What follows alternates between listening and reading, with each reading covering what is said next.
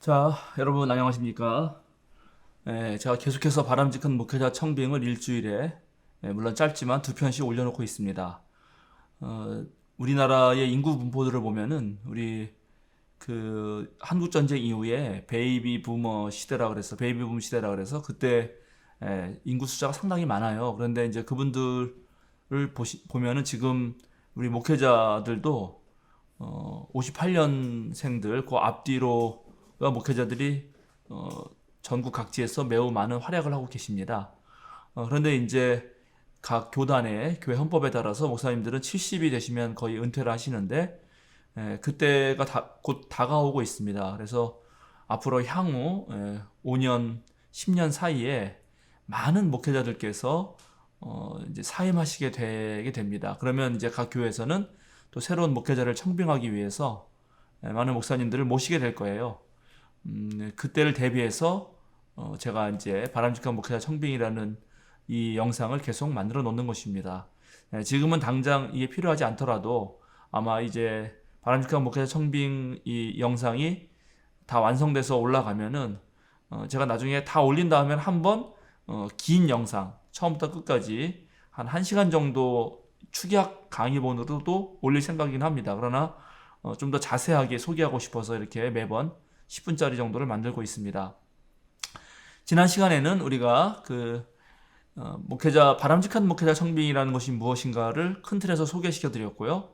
그 다음에 이제 청빙의 기준들에 대해서 여러분에게 말씀드렸습니다. 그리고 본격적인 청빙의 절차에 들어가서는 크게 세 단계로 나눌 수 있다. 즉, 청빙 준비를 하는 단계가 있고, 그 다음에 준비를 다 마쳤으면 이제 교회가 공고문을 내고, 실제로 목사를 청빙하는 그 과정에서 지원하신 분들을 평가하고 또 그 중에 한 분을 택하는 길까지의, 즉 어찌 보면은 청빙위원들이 수고하는 그 가장 핵심적인 절차 단계가 있고, 그렇게 해서 청빙위원회가 한 명을 선정한다면 선정된 한 명에 대하여 이제 교회 공동의회, 그러니까 교회 교인총회라고도 부르죠.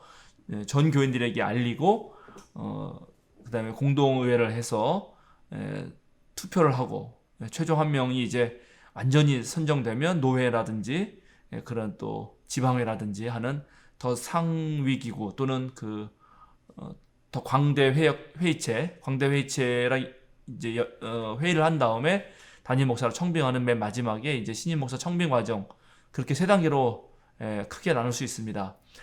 이제 이번 강의부터는 청빙 준비부터 시작해서 그 세 단계를 조금 더 자세하게 여러분과 다뤄보려고 합니다. 일단 청빙 준비하는 과정에서 당연히 청빙하게 된 계기는 이전에 목회하시던 목사님께서 이임하시기로 했기 때문입니다. 그래서 이제 이임의 경우가 무엇인가? 이임은 현 교회에서 다른 교회로 새로운 사역지를 찾아서 가시게 되는 경우, 그래서 그 전에 목회하시던 교회를 사임하는 경우가 있겠고요. 또 하나는 경우는 이제 은퇴, 연세가 다 되셔서 아주 오랫동안 목회를 잘 하시고 이제 은퇴할 나이가 되어서 은퇴하는 경우가 있겠습니다. 또 그 밖에 이제 특수 상황들이 있겠죠. 그거는 뭐 우리가 미래를 예측할 수 없기 때문에 뭐 사건 사고가 생길 수도 있는 것이고, 그리고 또 다른 문제들이 발생할 수도 있습니다. 그래서 어쨌든 급작스럽게 이임할 수도 있겠는데요. 그러나 이제 이 특수한 상황은 빼고 사임하는 경우와 그 다음에 다른 사역지로 가게 되어서 이임하는 경우에는 반드시 이 목회자와 그 다음에 평신도 지도력을 가지고 있는 교회의 지도 그룹과 이임 면담을 하라 하는 것입니다. 결국 우리가 목회자를 청빙하고 목회자와 함께 목회하는 모든 과정은 교회를 아름답게 세워나가기 위해서이니까요. 만남도 아름다웠다면 헤어짐도 아름다워야 합니다. 그러려면 떠나는 목회자와 반드시 이임 면담을 해야 합니다. 급작스럽게 떠날 경우가 생길 수도 있고, 그 다음에 은퇴 시점을 앞두고 또 사임하는 경우도 있기 때문에 은퇴 시점을 앞둔 경우라면 충분히 많은 시간을 들여서 그동안 그 목사님이 목회해 오신 이야기를 들을 수 있고, 그 교회 공동체를 목회하면서 생겼던 여러 가지 장점과 단점, 또 아쉬운 점과 보완할 점들, 그리고 다음 목회자를 모실 때 어떤 목회자가 오면 좋은지에 대한 얘기도 충분히 나눌 수 있을 거라고 생각합니다. 물론 또 다른 교회로 이제 은퇴가 아니라 이임지를 다른 곳으로 옮기는 목사님이라 하더라도 그동안 목회하시는 과정에서 어떤 점이 좋았는지, 어떤 점이 또 어려웠는지, 그리고 혹시 교인과 목회자 사이에 감정적으로 대립하거나 상처가 있지는 않았는지 그런 문제들을 전부 다 세밀하게 풀어볼 필요가 있습니다. 그런 과정을 겪어야 그 다음 목회자를 모실 때도 똑같은 실수를 반복하지 않는 그런 이제 준비가 되는 거죠. 그 다음에 이제 또 중요한 것 중에 하나가 목회자가 이제 목회를 하시고 또 다음으로 옮길 때 보통은 다른 일반 교인들과는 달리 목회자는 그 목회가 직업이기 때문에 상당히 많은 것을 책임지고 있습니다.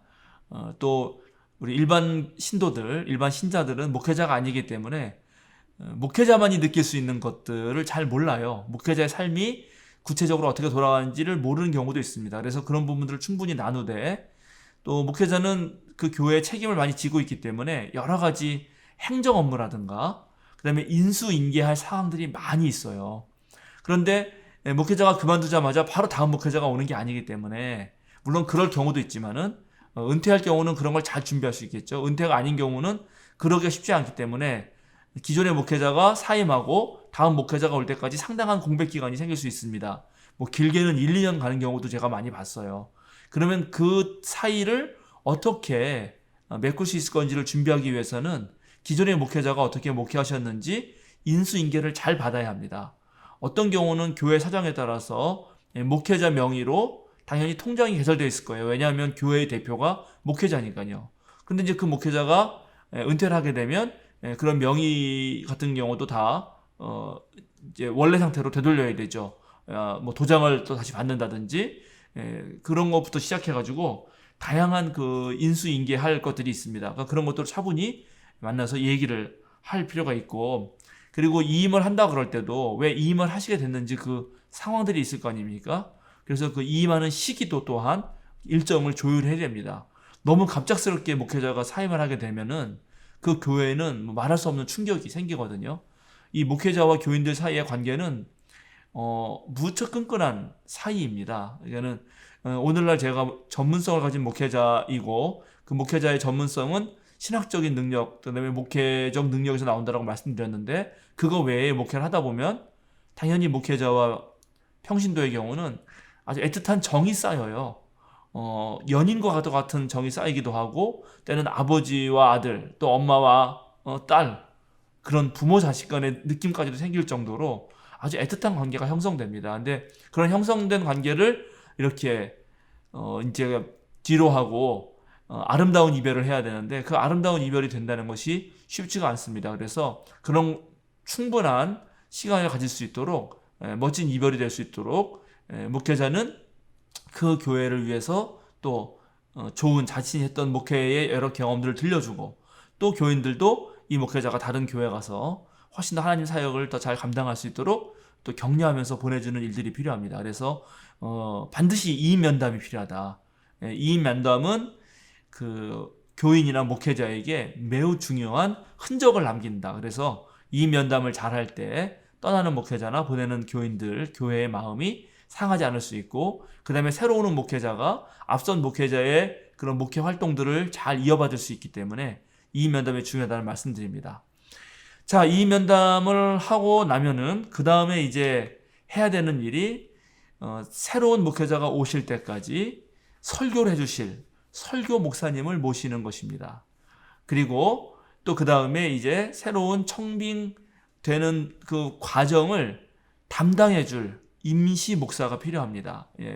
이제 미국 같은 경우는 이 임시 목사만 전문적으로 하는 그런 목회자들이 이미 있습니다.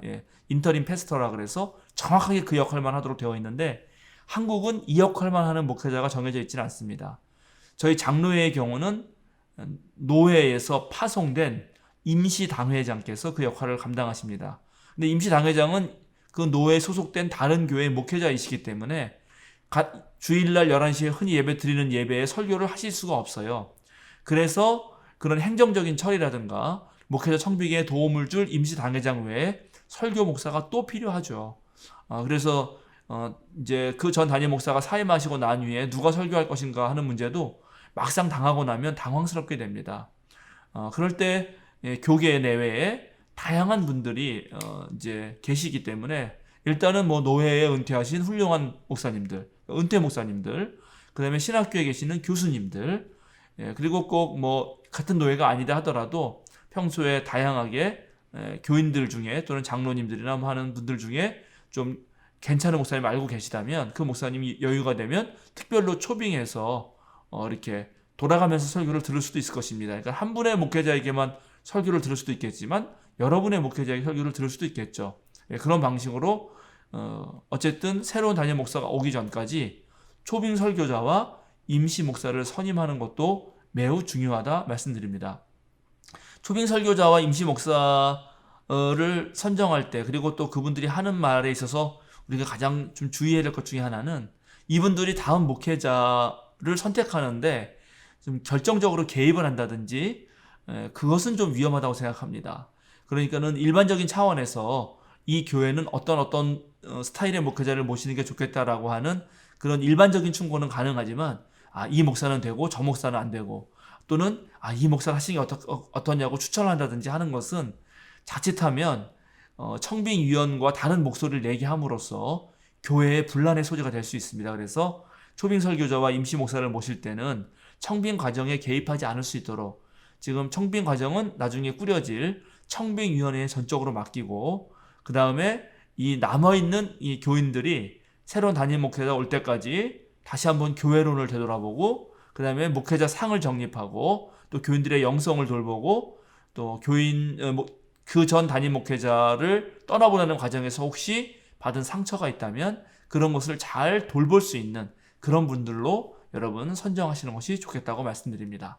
자, 이번에 그러면 바른육한 목회자 청빙, 드디어 청빙 절차에 들어갔고, 청빙 준비의 첫 번째로 해야 할 이임 면담과 그 다음에 초빙 설교자와 임시 목사 선임에 대한 얘기를 나눴습니다. 자, 그럼 또 다음 시간에 이제 청빙 공고로부터 시작해서 청빙 절차 이런 준비하는 또 다양한 내용들을 가지고 여러분 찾아뵙도록 하겠습니다. 감사합니다.